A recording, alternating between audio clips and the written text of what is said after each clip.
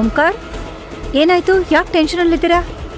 ಏನಾಯ್ತು ಅಂತ ಏನ್ ಹೇಳಿ ತ್ರಿಲೋಚನಾ? ನಾವ್ ಅನ್ಕೊಂಡಿದ್ ಪ್ಲಾನ್ ಎಲ್ಲ ಉಲ್ಟಾ ಆಯ್ತು. ನಮ್ ಕನಸುಗಳಿಗೆಲ್ಲ ಕಲ್ಬಿತ್ತು. ನನಗೊಂದು ಅರ್ಥ ಆಗ್ತಿಲ್ಲ ಓಂಕಾರ್, ಸರಿಯಾಗಿ ಬಿಡಿಸಿ ಹೇಳಿ. ಅಥರ್ವನ್ ಕರ್ಕೊಂಬರೋದಕ್ಕೆ ಅಕ್ಕ ವಿರಾಟ್ ಇಬ್ರು ಹೋಗಿದಾರಲ್ಲ. ಹೌದು, ಆಗ್ಲೇ ಹೋದ್ರಲ್ಲ. ರೌಡಿಗಳ ಹತ್ರ ಅಥರ್ವನ ಮುಗ್ಸಕ್ ಹೇಳಿದ್ರಿ ತಾನೆ, ಮತ್ ಯಾಕೆ ಟೆನ್ಷನ್ನು? ಅಲ್ಲೇ ಸಮಸ್ಯೆ ಆಗಿರೋದು. ನಮ್ಮ ಪ್ಲಾನು ಫ್ಲಾಪ್ ಆಯ್ತು ಕಣೆ. ಏನು? ಪ್ಲಾನು ಫ್ಲಾಪ್ ಆಯ್ತಾ? ಏನ್ ಹೇಳ್ತಾ ಇದೀರ ಓಂಕಾರ್? ಹೌದು, ಪಾಪಿ ಚಿರಾಯು ಅನ್ನೋ ತರ ಅಥರ್ವ ಈ ಸಲ ಉಳ್ಕೊಂಡ. ಅಥರ್ವನ್ ಜೊತೆ ಇದ್ನಲ್ಲ ವಿರಾಟ್, ಆ ರೌಡಿಗಳಿಗೆಲ್ಲ ಚೆನ್ನಾಗಿ ಬಾರ್ಸ್ ಕಳ್ಸಿದಾನೆ. ಅದನ್ನ ಹೇಳೋದಕ್ಕೆ ಅಂತ ಈಗ ನನಗ್ ಫೋನ್ ಬೇರೆ ಮಾಡಿದ್ರು. ಏನಿದು ಓಂಕಾರ್? ಕಾಲಿಟ್ಟಲ್ಲೆಲ್ಲ ಬರೀ ಸೋಲೆ ಆಗ್ತಾ ಇದೆ. ನಾನು ಅದರ ಬಗ್ಗೆನೇ ಯೋಚನೆ ಮಾಡ್ತಾ ಇದ್ದೆ. ಏನ್ ಮಾಡ್ಬೇಕು ಅಂತಲೇ ತೋಚ್ತಾ ಇಲ್ಲ. ಈಗ ಅಕ್ಕ ಅಥರ್ವನ ಮನೆ ಕರ್ಕೊಂಡ್ ಬರ್ತಾ ಇದಾರೆ.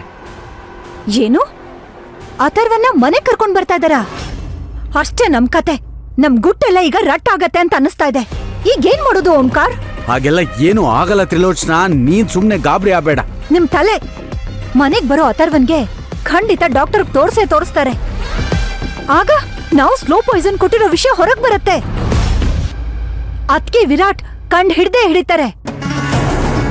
ಯಾಕಂದ್ರೆ ಅಥರ್ವನ್ ವಿಷಯದಲ್ಲಿ ಅವರು ತುಂಬಾ ಅಲರ್ಟ್ ಆಗಿರ್ತಾರೆ. ತ್ರಿಲೋಚನಾ, ನೀನು ಗಾಬರಿ ಆಗಿ ನನ್ನನ್ನು ಗಾಬರಿ ಮಾಡ್ಬೇಡ. ನೋಡಿ, ನಾನ್ ಗಾಬರಿ ಮಾಡ್ತಾ ಇಲ್ಲ, ಇರೋ ವಿಷಯನ ಹೇಳ್ತಾ ಇದೀನಿ ಅಷ್ಟೇ. ಯಾರೋ ಕಾಂಜಿ ಪಿಂಜಿಗೆ ಸುಪಾರಿ ಕೊಟ್ರೆ ಹೀಗೆ ಆಗೋದು. ಅವ್ರಿಗೆ ಸರಿಯಾಗಿ ಚಾಕು ಹಿಡಿಯಕ್ ಬರತ್ತೋ ಇಲ್ವೋ? ಇನ್ನು ಕೊಲೆ ಮಾಡ್ತಾರಾ? ಕೈಗ್ ಬಂದಿತ್ತು ಬಾಯಿಗೆ ಬರ್ದಿರೋ ಹಾಗಾಯ್ತು. ಅಲ್ಲ ತ್ರಿಲೋಚನಾ, ನನ್ಗೇನ್ ಗೊತ್ತಿತ್ತಾ ಹೀಗೆಲ್ಲ ಆಗತ್ತೆ ಅಂತ? ಮತ್ತಿನ್ನೇನು ಓಂಕಾರ್? ಪ್ರತಿ ಕ್ಷಣನೂ ಯಾವಾಗ ಸಿಕ್ಕಾಕೋತೀವೋ ಅನ್ನೋ ಭಯದಲ್ಲೇ ಇರ್ಬೇಕಾಗಿದೆ. ಯಾವ ಕೆಲ್ಸನೂ ನೆಟ್ಟಗ್ ಮಾಡಲ್ವಲ್ಲ ನೀವು. ಹೀಗ್ ನೀನ್ ನನ್ ಮೇಲೆ ಕೂಗಾಡ್ಬಿಟ್ರೆ ಆಗಿರೋದೆಲ್ಲ ಸರಿ ಹೋಗುತ್ತಾ? ಆ ಅಥರ್ವ ಒಬ್ನೇ ಸಿಕ್ಬೇಕಾಗಿತ್ತು. ಅವನ್ ಗತಿ ಅದೋ ಗತಿ ಆಗ್ತಾ ಇತ್ತು. ಏನ್ ಮಾಡೋದು? ಆ ವಿರಾಟ್ ಜೊತೆಗಿದ್ದಿದ್ರಿಂದ ನಮ್ ಪ್ಲಾನ್ ಎಲ್ಲ ಉಲ್ಟಾ ಪಲ್ಟಾ ಆಯ್ತು. ಅಷ್ಟಕ್ಕೂ ಅಥರ್ವ ಇಷ್ಟ ದಿನ ಎಲ್ಲಿದ್ದ ಅಂತ ನಮಗ್ ಗೊತ್ತಿತ್ತಾ? ಅದೇನೋ ಹೌದು, ಆದ್ರೆ ಗಾಳಕ್ ಸಿಕ್ಕಿರೋ ಮೀನು ಈಸಿಯಾಗಿ ತಪ್ಪಿಸ್ಕೊಂಡ್ಬಿಡ್ತಲ್ಲ. ಸರಿ, ಈಗೇನ್ ಮಾಡೋದು? ಮಿಂಚಿ ಹೋದ ಕಾಲಕ್ಕೆ ಚಿಂತಿಸಿ ಫಲವಿಲ್ಲ. ಆಗೋಗಿರೋದ್ರ ಬಗ್ಗೆ ಮಾತಾಡಿ ಈಗ ಯಾವ ಪ್ರಯೋಜನನೂ ಆಗಲ್ಲ. ಆ ವಿರಾಟ್ನ ನಂಬೋದಕ್ಕಾಗಲ್ಲ.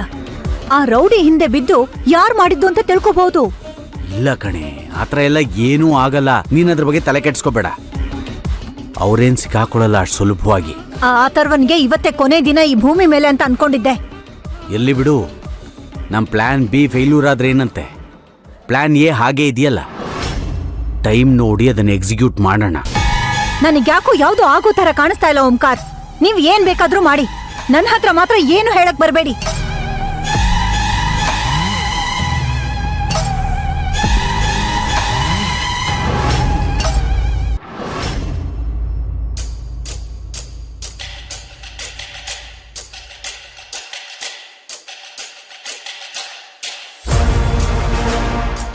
ಆಗ್ಲೇ ಹೊರಟಿದ್ದೀನಿ ಅಂತ ವಸುಂಧರಾ ಹೇಳಿದ್ಲು. ಇನ್ನೂ ಬಂದಿಲ್ವಲ್ಲ, ಎಷ್ಟೊತ್ತಾಗುತ್ತೋ ಏನೋ. ಅಥರ್ವನ್ ನೋಡ್ದೆ ಎಷ್ಟು ದಿನ ಆಗೋಯ್ತು. ಪಾಪ ಹೇಗಿದಾನೋ ಏನೋ. ಅಜ್ಜಿ, ಇನ್ನೇನೋ ಸ್ವಲ್ಪ ಹೊತ್ತಿಗೆ ಬರ್ತಾನೆ. ಸ್ವಲ್ಪ ಹೊತ್ತು ನಿಮ್ಮ ಎಮೋಷನ್ನ ಕಂಟ್ರೋಲ್ ಮಾಡ್ಕೊಳ್ಳಿ. ಹ್ಞೂ ಕಣೆ, ಮೊಮ್ಮಗನ್ ನೋಡ್ಬೇಕು ಅನ್ನೋ ಆತರ ಅಷ್ಟೇ. ಅತ್ತೆ, ಅಥರ್ವನ್ ಮೇಲಿರೋ ನಿಮ್ ಪ್ರೀತಿ ಕಾಳಜಿ ನಮ್ಗೆ ಅರ್ಥ ಆಗತ್ತೆ. ಅಥರ್ವ ಬರ್ತಾ ಇರೋದು ಮನೆಯಲ್ಲಿ ಒಂಥರ ಹಬ್ಬ ಅಲ್ವಾ? ನಿಮ್ಮಮ್ಮನ ಮುಖದಲ್ಲಿ ನೋಡ್ರಿ, ಎಷ್ಟು ಖುಷಿ ಕಾಣಿಸ್ತಾ ಇದೆ. ನೀವ್ ಮಾಡೋ ಕೆಲಸ ಸರಿಯಾಗಿ ಮಾಡಿದಿದ್ರೆ ಇಷ್ಟೊತ್ತಿಗೆ ನಿಮ್ಮಮ್ಮ ಬಾಗ್ಲಲ್ಲಿ ನಿಂತ್ಕೊಂಡು ಗುಳೋ ಅಂತ ಅಳ್ತಾ ಇದ್ರು. ಸುಮ್ನೆ ಇರ್ತೀಯ? ಹೇಳದ್ ಸುಲಭ, ಮಾಡದ್ ಕಷ್ಟ. ಪ್ರಯತ್ನ ಪಡದೆ ಸೋತ್ರೆ ಅದು ಸೋಲು. ಆದ್ರೆ ಪ್ರಯತ್ನ ಪಟ್ರೂ ಸೋತ್ರೆ ನನ್ನ ಪ್ರಕಾರ ಅದು ಸೋಲಲ್ಲ, ಅನುಭವ. ಅರ್ಥ ಆಯ್ತಾ? ತೆಪ್ಪಗೆ ನಿಂತ್ಕೋ. ಅಜ್ಜಿ,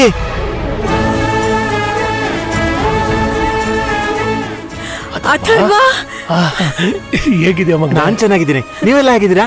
ಎಲ್ಲ ಚೆನ್ನಾಗಿದ್ದೀವಿ. ಬರೀ ಕೂತ್ಕೊಳ್ಳೋ. ಹೇಗಿದೆಯೋ ಅಥರ್ವ? ನೀನಿಲ್ದೆ ಮನೆನೇ ಬೇಕು ಅಂತಿತ್ತು ಕಣೋ.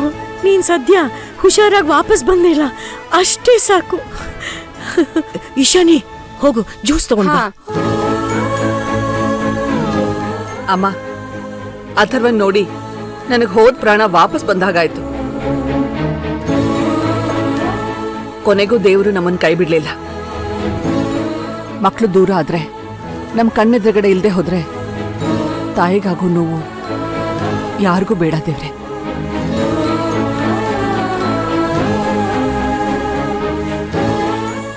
ಹೌದಕ್ಕ, ನಮ್ ಪ್ರಾರ್ಥನೆ ಆ ದೇವ್ರಿಗೆ ತಲುಪ್ತು ಅನ್ಸುತ್ತೆ. ನಮ್ಮ ಅಥರ್ವ ನಮಗ್ ಸಿಕ್ಬಿಟ್ಟ. ಅಥರ್ವ, ನೀನ್ ನೋಡಿ ತುಂಬಾ ಸಂತೋಷ ಆಯ್ತು ಕಣೋ. ಕುಡು, ಕುಡಿಯೋ ಕುಡಿಯೋ. ಅಥರ್ವ, ಚೆನ್ನಾಗಿದ್ಯೇನೋ? ಎಷ್ಟು ಸ್ವರ್ಗ ಹೋಗಿದ್ಯಲ್ಲೋ. ಮನೆಯಿಂದ ಹೋದೋನು ಸದ್ಯ ವಾಪಸ್ ಬಂದಿಯಲ್ಲ, ಅಷ್ಟೇ ಸಾಕು.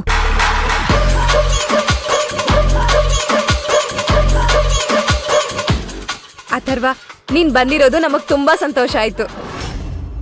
ಅಂತೂ ನೀನ್ ಇಲ್ದೆ ಇನ್ಕಂಪ್ಲೀಟ್ ಆಗಿದ್ ಮನೆ ಮತ್ತೆ ನೀನಿಂದ ಕಂಪ್ಲೀಟ್ ಜಾಯಿಂಟ್ ಫ್ಯಾಮಿಲಿ ಆಗೋ ತರ ಆಯ್ತು.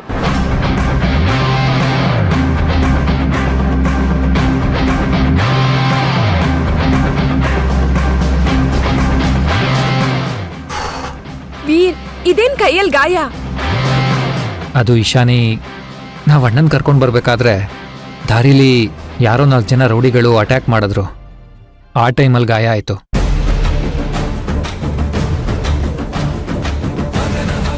ಏನು ಅಟ್ಯಾಕ? ವಿರಾಟ್, ನಿಂಗೇನೂ ಆಗಿಲ್ಲ ತಾನೆ? ಯಾರು ಅವರೆಲ್ಲ? ಅಮ್ಮ, ಆ ರೌಡಿಗಳು ಯಾರು, ಯಾಕೆ ಬಂದಿದ್ರು, ಯಾಕೆ ಅಟ್ಯಾಕ್ ಮಾಡಿದ್ರು ಅಂತಾನೆ ಗೊತ್ತಿಲ್ಲ. ತುಂಬಾನೇ ಜಗಳ ಆಯ್ತು. ನಮ್ ವಿರಾಟ್ ಇದ್ದಿದ್ದಕ್ಕೆ ನಾನು ಅಥರ್ವ ಬಚಾವಾದ್ವಿ. ಹೌದಾ? ಶ್ರೀರಾಮನ್ ಜೊತೆ ಲಕ್ಷ್ಮಣನ್ ಥರ ಇರೋವಾಗ ಎಷ್ಟು ಜನ ಬಂದ್ರೂ ಎದುರಿಸ್ತಾನೆ ನಮ್ ವಿರಾಟ್. ಸದ್ಯ ನಮ್ ಅಥರ್ವಂಗೇನೂ ಆಗ್ಲಿಲ್ವಲ್ಲ.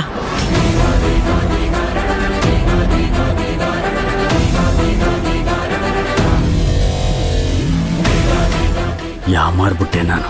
ಛೇ, ಈ ವಿರಾಟ್ ಅಲ್ಲಿಗೆ ಹೋಗೋಕ್ ಮುಂಚೆನೆ ಕೆಲಸ ಮುಗಿಸ್ಬೇಕಾಗಿತ್ತು ನಾನು. ಅಥರ್ವಲ್ಲಿ ಇದ್ದಿದ್ದು ಮುಂಚೆನೆ ಗೊತ್ತಾಗಿದ್ರೆ. ಅಜ್ಜಿ, ವಿರಾಟ್ ಡಿಶಮ್ ಡಿಶಮ್ ಅಂತ ಹೊಡ್ದ ಅವ್ರನ್ನ, ಅಲ್ವಾ ವಿರಾಟ್?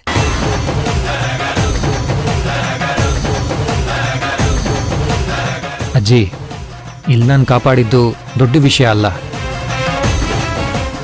ಅದು ನನ್ನ ರೆಸ್ಪಾನ್ಸಿಬಿಲಿಟಿ. ಮತ್ತದು ಏನೂ ಇಲ್ಲ. ಅಣ್ಣ ಪ್ರಜ್ಞೆ ಇಲ್ಲದೆ ರೋಡಲ್ಲಿ ಬಿದ್ದಾಗ ಕಾಪಾಡಿದ್ದು ಭೈರವಿ.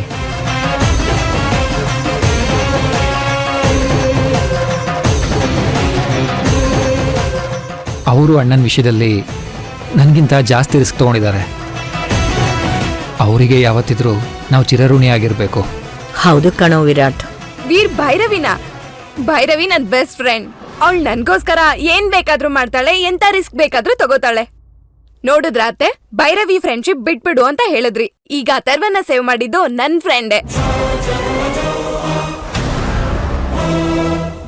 ಅಥರ್ವ, ನೀ ಇಷ್ಟು ದಿನ ಎಲ್ಲಿದ್ಯೋ, ಹೇಗಿದ್ಯೋ? ನಿನ್ನ ಯಾರ್ ಕಿಡ್ನಾಪ್ ಮಾಡಿದ್ದು? ಅವ್ರು ಏನಾದ್ರೂ ನಿನ್ಗೆ ತೊಂದರೆ ಮಾಡಿದ್ರಾ? ಹೌದು ಅಥರ್ವ, ನಾನಾಗ್ಲೇ ನಿನ್ನ ಹತ್ರ ಕೇಳ್ಬೇಕು ಅಂತಿದ್ದೆ.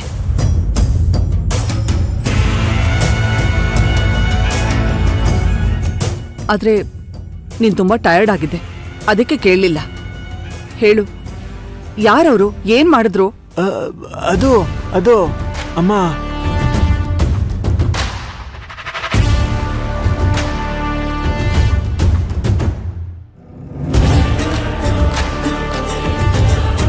ಅಮ್ಮ,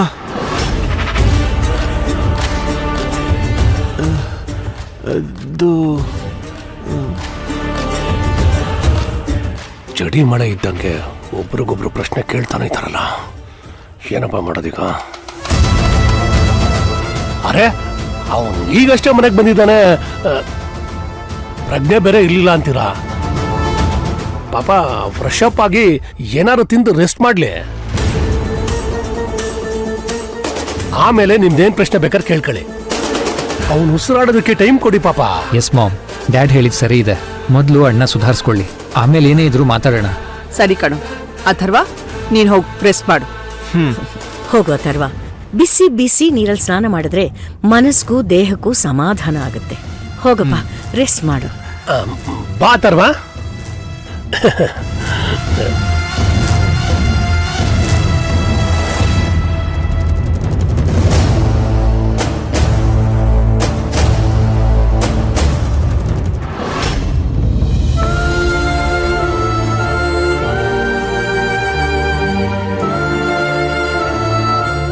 ಅಪ್ಪ, ಇಷ್ಟು ದಿನ ನಾನು ಯಾವ್ದ್ರ ಅರಿವಿಲ್ದೆ ಈ ರೂಮಲ್ಲೇ ಕಳೆದ್ನ. ನನ್ನ ಜೀವನದ ಕರಾಳ ದಿನಗಳನ್ನ ನಾನು ಇಲ್ಲೇ ಕಳೆದ್ಬಿಟ್ನಲ್ಲಪ್ಪ. ಕೂತ್ಕೊಳ್ಳೋ. ಇಷ್ಟು ದಿನ ಕೊಡ್ತಾ ಅಂತಾನೆ ನಿನ್ ಜೀವನ ಕಳೆದ್ಬಿಟ್ಟೆ. ಭವಾನಿ ಅನ್ನೋ ಕಣ್ಮರ್ಕಿನಲ್ಲೇ ಕಳೆದೋಗಿದ್ದೆ. ನಿನ್ನ ಕಂಟ್ರೋಲ್ ಮಾಡೋದೇ ಕಷ್ಟ ಆಗ್ಬಿಟ್ಟಿತ್ತು.